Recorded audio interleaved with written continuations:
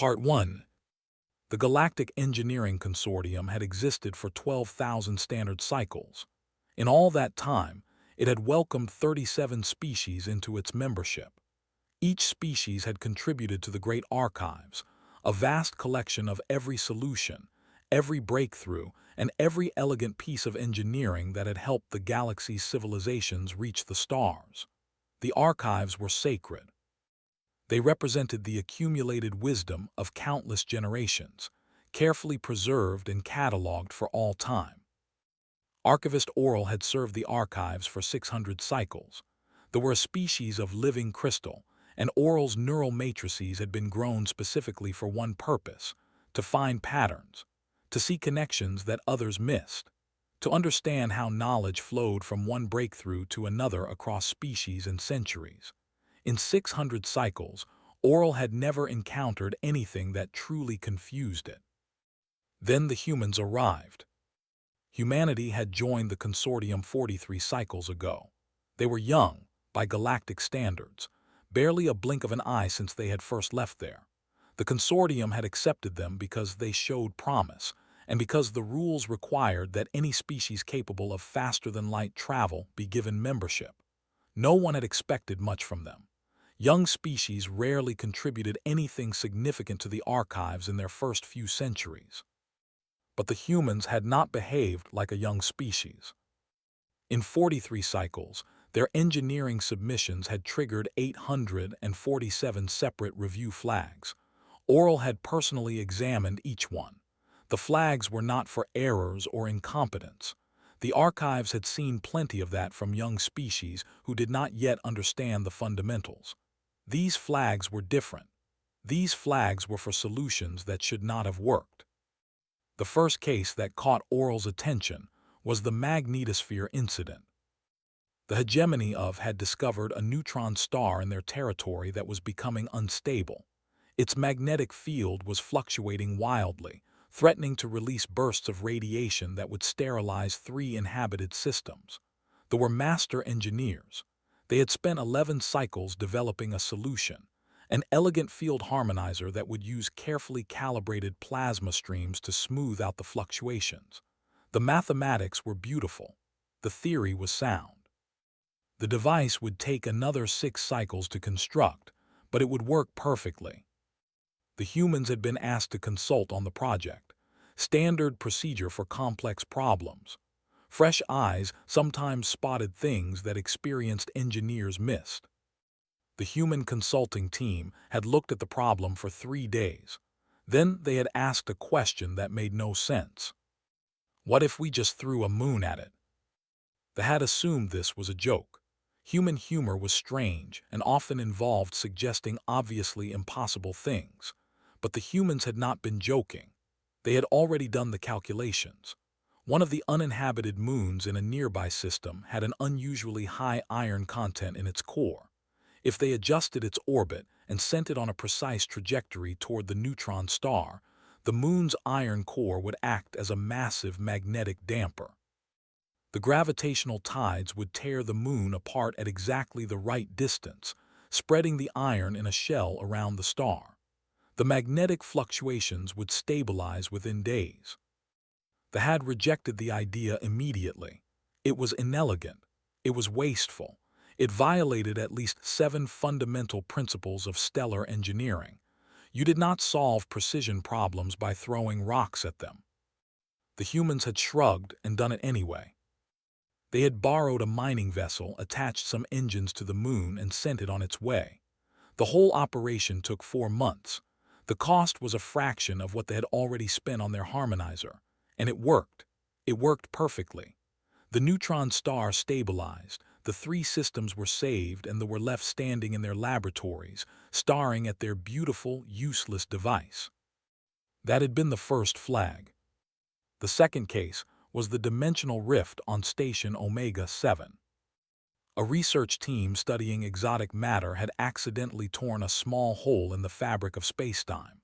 The rift was only a few meters wide, but it was growing.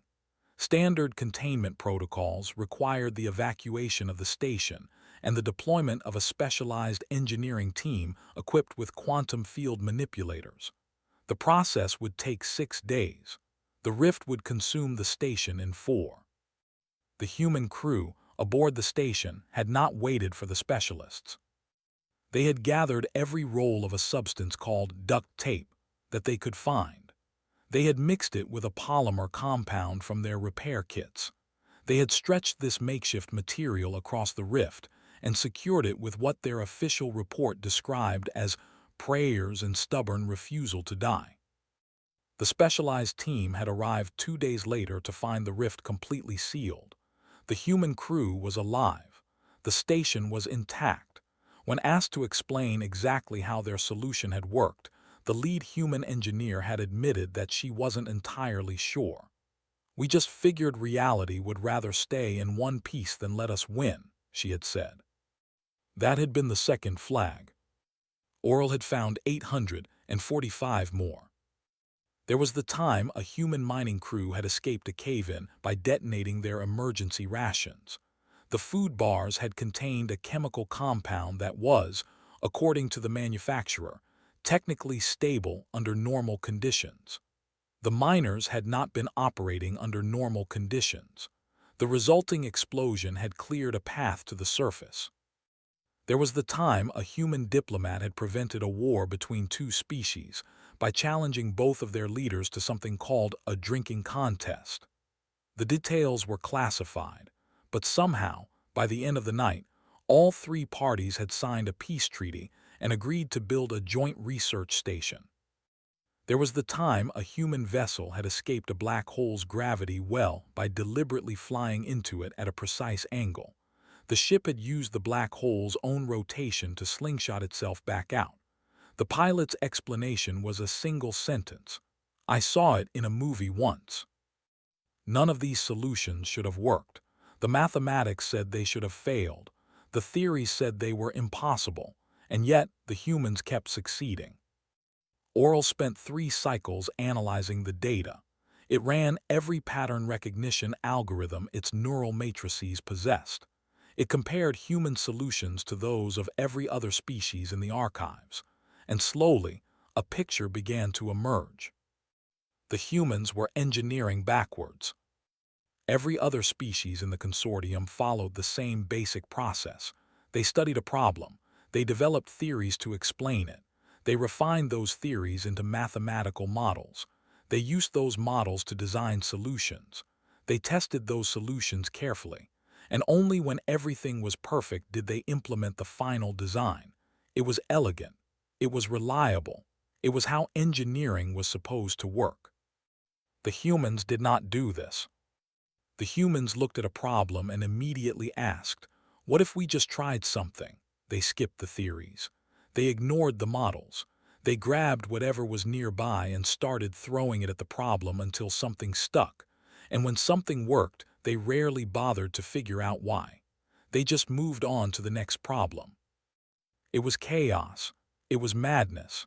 It was an insult to 12,000 cycles of accumulated wisdom.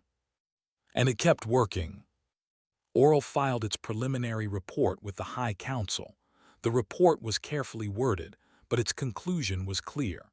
Humanity represented something that the archives had never encountered before. They were not better engineers than the elder species.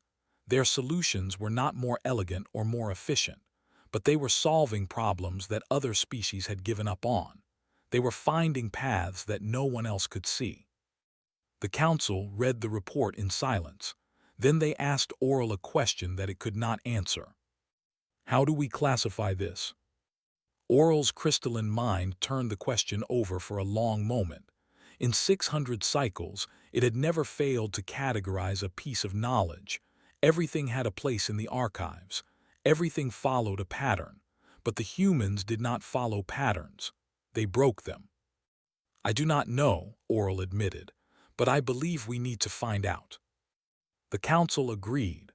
A summons was sent to the human representative on the consortium. She would be asked to explain her species, to justify their methods, to help the galaxy's oldest institutions understand how a species barely out of its cradle was doing the impossible as a matter of routine. Oral returned to its archives and waited. Whatever answer the humans provided, it knew one thing for certain: the great archives would never be the same. Part 2 had been expecting this summons for years. She had served as humanity's representative to the engineering consortium for 12 cycles now. In that time, she had watched her colleagues perform miracles that made the elder species nervous. She had seen the way they looked at human engineers, a mixture of confusion, concern, and something that might have been fear. She had answered countless questions about human methods, human thinking, human philosophy. And she had known, from the very beginning, that eventually the council would demand a formal explanation.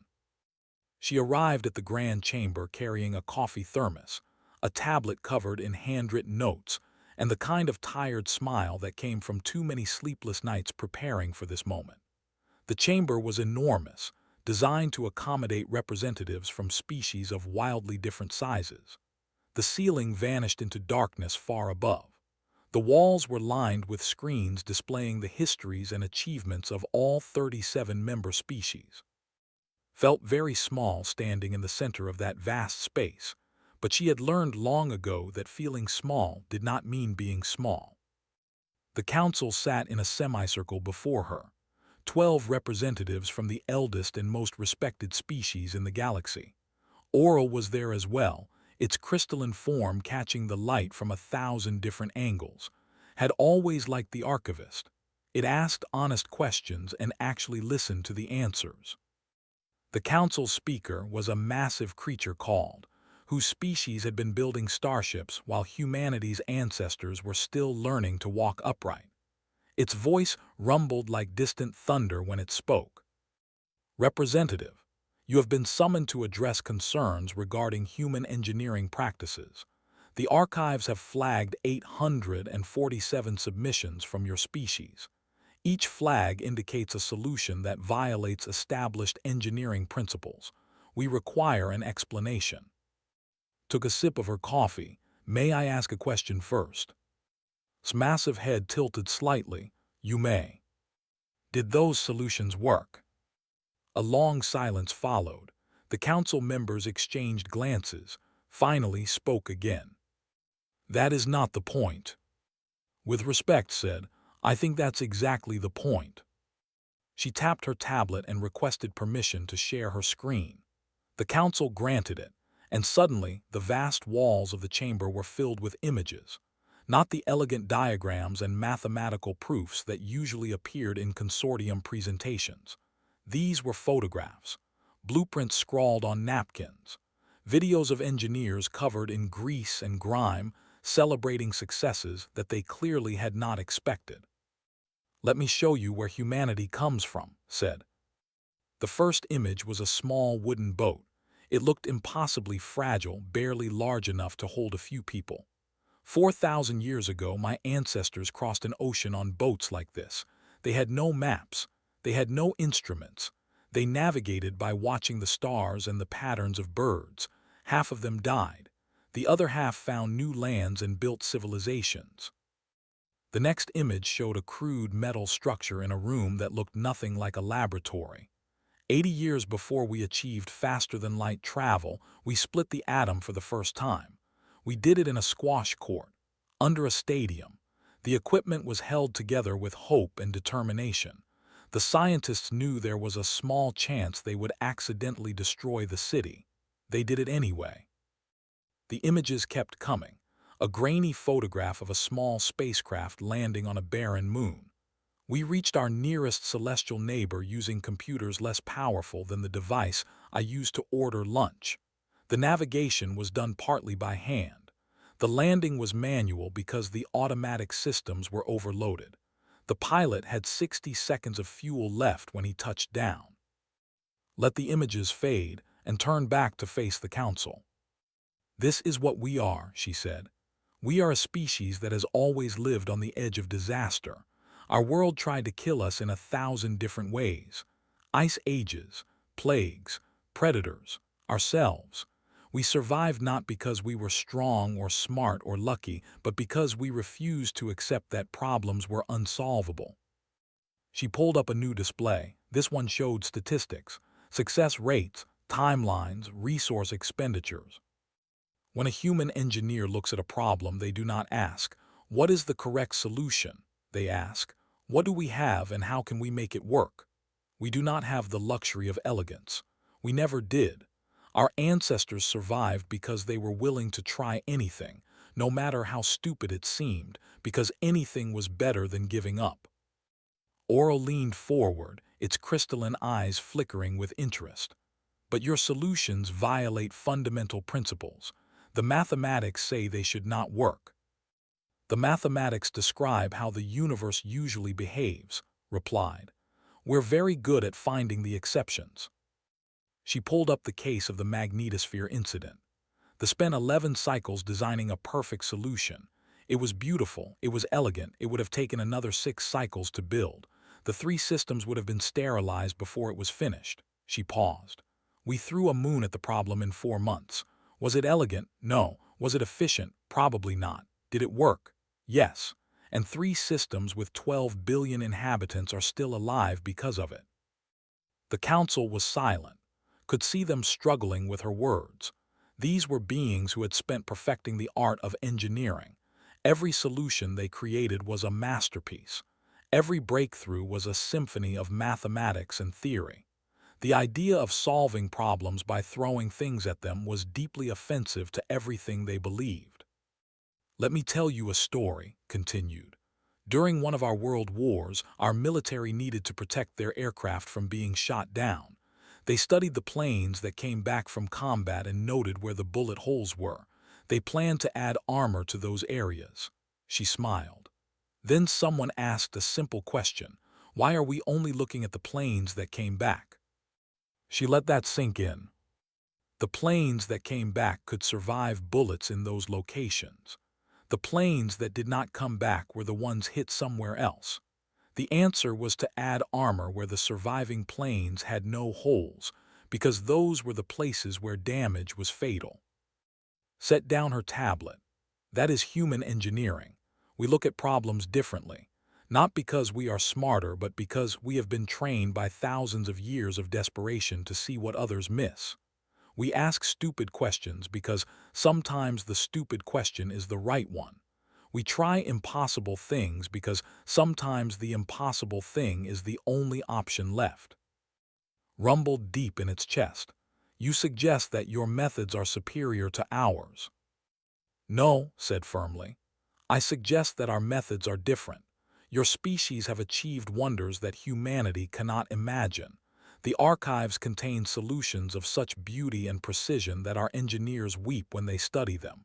We are not here to replace you. We are here to offer something you do not have, a willingness to be wrong. Gestured at the chamber around them. Every species here reached the stars through careful, methodical progress. You refined your theories until they were perfect. You built upon the work of your ancestors with precision and patience.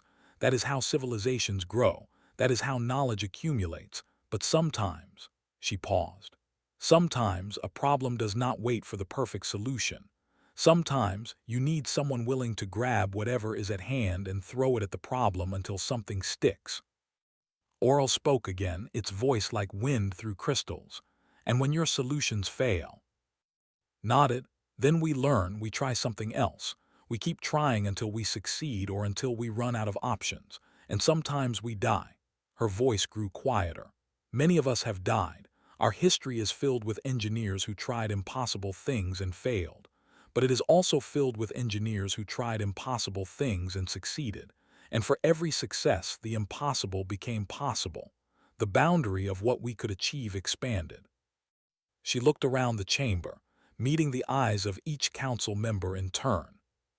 You asked how to classify our methods. I cannot give you a simple answer. We do not have a philosophy of engineering. We have a philosophy of survival. Every problem is solvable if you are willing to ignore the part of your brain screaming that the solution is stupid. Every barrier can be broken if you refuse to accept that it exists. That is what we offer the consortium. Not elegance, not perfection, just a stubborn refusal to admit defeat. The council remained silent for a long moment, then spoke. We will consider your words representative. This session is adjourned. Nodded, gathered her things, and walked out of the chamber. She had said everything she could. The rest was up to the council. Behind her, Oral watched her go. This crystalline mind was already working, processing everything it had heard, searching for patterns in the chaos. And slowly, impossibly, it began to understand. Part 3. 40 cycles passed. In that time, the galaxy changed in ways that no one had predicted. Problems that had been classified as unsolvable for centuries began to fall, one after another. Species that had spent refining their methods began to experiment with something new. And at the center of it all, quietly and without fanfare, the great archives underwent a transformation. Archivist Oral had spent every moment of those 40 cycles studying humanity. It had analyzed every solution they submitted. It had interviewed hundreds of human engineers. It had even attempted to apply human methods to theoretical problems with mixed results. The mind was not built for chaos. But slowly, through patience and determination, Oral began to see what it tried to explain. The humans were not breaking the rules of engineering. They were revealing that the rules were incomplete. The archives had always assumed that there was one correct path to any solution. Theory led to model, model led to design, design led to implementation. This was how knowledge progressed. This was how civilizations advanced. But the humans showed that there were other paths, messier paths, paths that no one would choose if better options existed, but paths that worked when nothing else would. Oral compiled its final report and presented it to the council. The data was overwhelming. In 40 cycles, human solutions had been applied to 327 problems across the consortium. Of those, 214 had been classified as theoretically intractable by standard methods. The human success rate on these problems was 94.7%. But that was not the most significant finding. The most significant finding was that 17 species had begun adopting human methods. The hegemony of had abandoned their elegant field harmonizer project entirely. They had started training their engineers to ask stupid questions as part of their curriculum. The Crystalline Collective, a species known for their perfect mathematical precision, had requested human consultants for a problem they had been working on for 800 cycles. The humans had solved it in a standard week. Their solution involved rubber bands and controlled explosions. The mathematics said it should not have worked. It worked anyway. The consortium's rigid categories were breaking down. Engineers from different species were collaborating in ways that had never happened before. The elder species were learning from the youngest member. The archives were filling with solutions that classification. Oral had struggled with this for cycles. Its purpose was to categorize knowledge, to find patterns, to maintain order. The humans represented disorder. They represented chaos. They represented everything that the archives were designed to prevent. And yet the results were undeniable. Oral made a decision that no archivist had made in 12,000 cycles. It proposed a new classification system. The council gathered to hear the proposal. Presided, its massive form still and solemn, was present as well, seated quietly in the human delegation's area.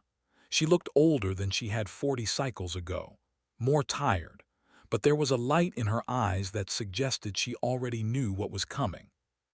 The great archives exist to preserve knowledge, Oral began. For 12,000 cycles, we have cataloged the achievements of 37 species.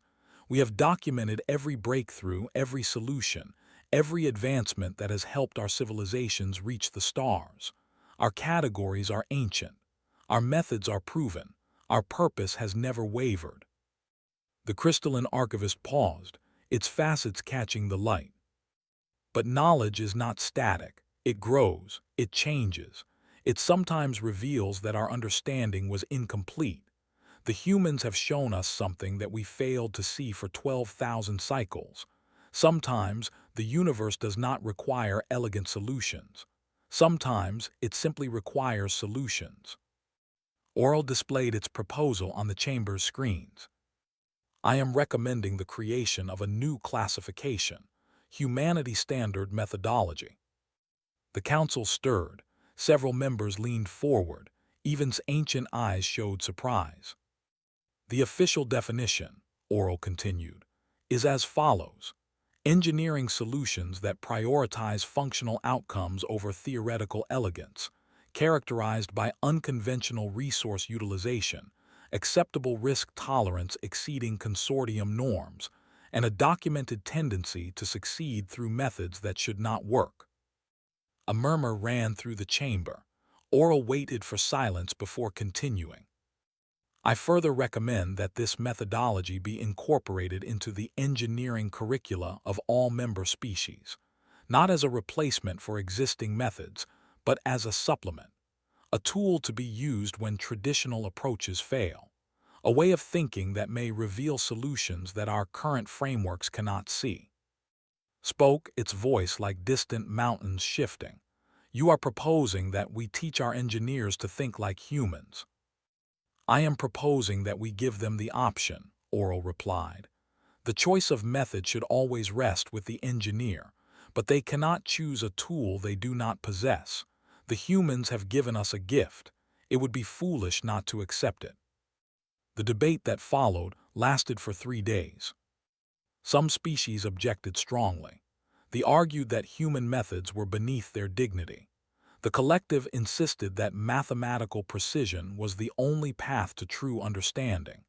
Several elder species expressed concern that accepting human chaos would corrupt of accumulated wisdom.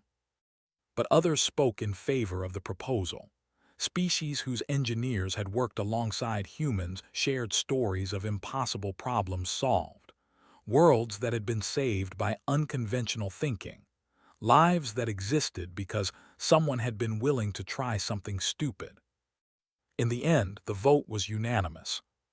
Humanity Standard Methodology became an official classification in the Great Archives.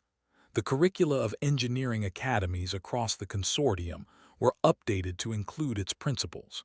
For the first time in 12,000 cycles, the archives acknowledged that there was more than one way to solve a problem. Was asked to speak after the vote. She stood in the center of the grand chamber, smaller than ever against the vastness of that ancient space, but her voice carried clearly to every corner. I want to thank the council for this honor, she said, but I also want to be honest with you. We did not develop our methods because we wanted to. We developed them because we had no other choice. We were a desperate species on a hostile world, and we did whatever we had to do to survive. There is no wisdom in that, only necessity. She smiled, and for a moment she looked very young. But maybe that is the point. The universe does not care about wisdom or elegance or dignity. It does not grade our solutions on style. It only asks one question: does this work? And if the answer is yes, then the solution is good. No matter how ugly, no matter how desperate, no matter how stupid it seemed when someone first proposed it. She looked up at the screens, where the new classification was displayed in a dozen different languages and scripts. You have given us a great honor today. You have said that our way of thinking has value, that our desperation produced something worth preserving. I hope we prove worthy of that trust, and I hope that together we can solve problems that neither of us could solve alone. She paused, and her smile grew wider.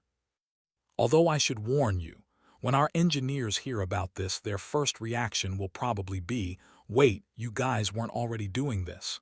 That is not arrogance. That is genuine confusion. We have always assumed that everyone thought this way.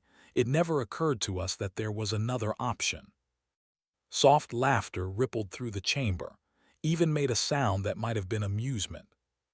After the ceremony, Oral approached. This crystalline form hummed with something that might have been satisfaction. I added a personal note to the classification file, Oral said. A breach of protocol that I have never committed in 600 cycles of service. Raised an eyebrow. What did you write? I wrote, The humans have taught us something the archives failed to record in 12,000 cycles. Sometimes the universe does not care about elegant solutions. Sometimes it just cares about solutions. Was quiet for a moment. Then she reached out and touched the archivist's crystalline surface, a gesture of respect among humans. "Thank you," she said, "for understanding." "Thank you," Oral replied, "for teaching us that understanding is not always required. Sometimes it is enough to simply try." They stood together in silence, human and watching as representatives from 37 species filed out of the chamber. The galaxy would never be the same. The great archives would never be the same. And somewhere, on a small blue world that had tried to kill its inhabitants in 1,000 different ways, engineers were already working on the next impossible problem. They would solve it, they always did. Not because they were smart or elegant or wise, but because they refused to accept any other outcome. That was humanity. That was their gift to the stars. And the stars, finally, had learned to accept it.